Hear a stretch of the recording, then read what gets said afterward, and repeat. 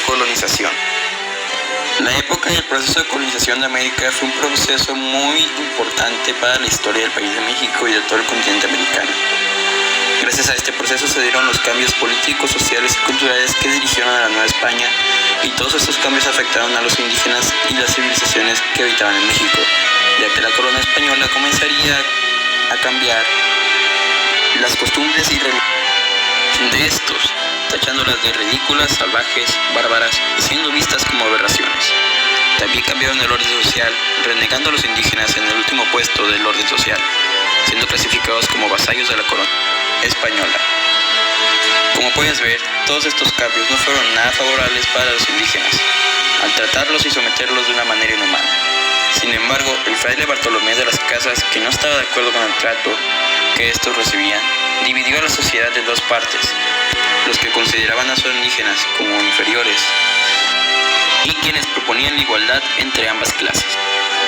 Lo que nos lleva al capítulo 1, la discusión central entre el fray Bartolomé de las Casas y Juan Gines de Sepúlveda.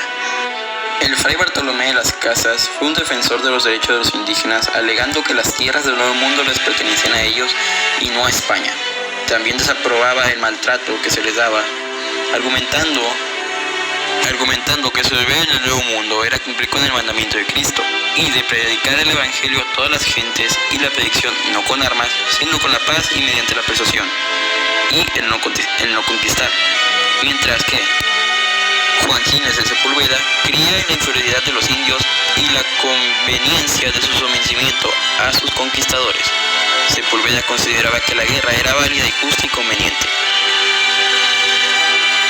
Como te puedes dar cuenta, el conflicto surgió del que el primero consideraba que todos los hombres son racionales y libres, y todos tienen la misma estructura de cuerpo y alma. Todos están dotados de entendimiento y voluntad, y a todos le pertenece el mismo linaje. Por su parte, el segundo comentaba que los indios eran siervos por naturaleza. Por ser salvajes o bárbaros, tienen que ser gobernados por los que son superiores a ellos, los españoles. Entonces, surgió conflicto entre ambos. Los indígenas deberían servir al reino español o deben tener derechos y libertad. Capítulo 2. Las transformaciones más significativas de la llegada de los españoles a América: intercambio mundial y salud. La llegada de los españoles provocó grandes transformaciones al continente. Uno de estos grandes cambios fue el intercambio mundial, es decir, todo lo que fue llevado y sacado de América. Un ejemplo son los minerales preciosos como el oro y la plata, que se estima que toneladas de estos minerales fueron saqueados de México y llevados a España.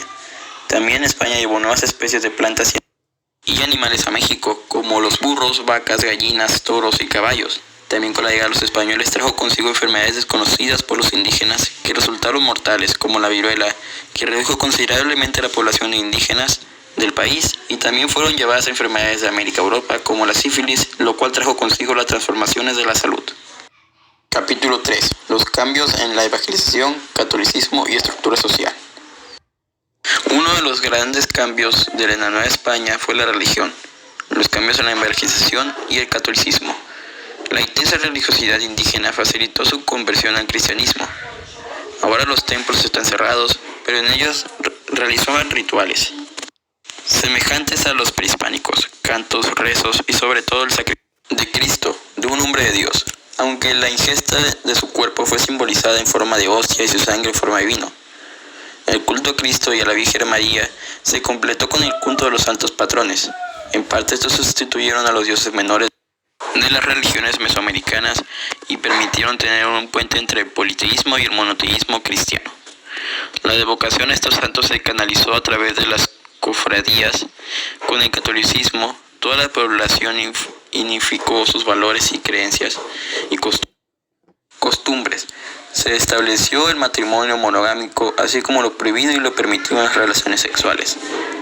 El catolicismo reprobó todo tipo de sacrificio cruento o sangriento, todo tipo de magias y hechicerías, dio las pautas para vestirse, educar a los niños y fijó formas de relación de tratos y contratos entre las personas. En cuanto a la nueva estructura social de la Nueva España, correspondía a una estructura socioprofesional integrada por el sector urbano, por los grupos burocráticos, militares, eclesiásticos, comerciantes, propietarios rurales, mineros, artesanos e integrantes de la servidumbre. En el sector rural Componían la estructura social los hacendarios y empresarios de minas, las órdenes religiosas, rurales y los agricultores y trabajadores de las minas. En lo más alto de la estructura piramidal de la sociedad no hispana se encontraban los españoles, que prácticamente se convirtieron en señores de las tierras. Los criollos ocupaban el segundo nivel en la estratificación social. En el tercer nivel se encontraban los mestizos, que eran los hijos de matrimonios entre españoles y mujeres nativas. Y en el cuarto nivel social, de baja categoría, los indios. Y en aún más último nivel correspondió a los negros, introducidos desde un principio para el arduo trabajo en las minas y los cañaverales. Conclusión. Reflexión sobre los impactos económicos y políticos que generó el periodo, así como las implicaciones en el presente. Los impactos políticos y económicos que generó el periodo, así como las implicaciones que trajo para nuestro presente, fueron las grandes transformaciones del proceso de colonización. Para empezar, en los aspectos económicos, se introdujo las bases de la forma de comercio actual, como el pago de bienes con efectivo y ya no trueques, la importancia de la adquisición de tierras y el estatus social basado en la capital, etc.